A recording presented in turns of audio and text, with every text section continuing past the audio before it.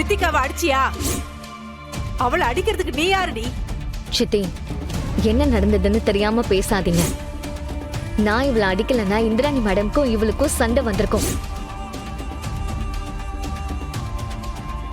அது இவளுக்கு தான் பிரச்சனை. அதனாலதான் நான் இவளை அடிச்சேன். இந்திராணி அவளும் ஒரே குடும்பம்.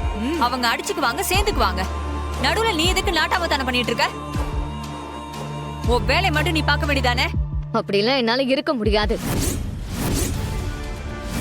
இந்த வீட்டுல இவளால போறது நம்ம குடும்ப மானம் மட்டும் இல்ல, இவளை பெத்த எங்க அப்பாவோட மானம் தான். அத பாத்துட்டுலாம் என்னால சும்மா இருக்க முடியாது. நீ மானத்தை பத்தி பேசுறியா? அப்பம் பேர் என்னன்னு தெரியாத அனாதை பயல திருட்டு கல்யாணம் பண்ணிட்டு வந்தோம் ஓடுகாலி. நீ என் பொண்ணை பத்தி பேச வந்துட்ட.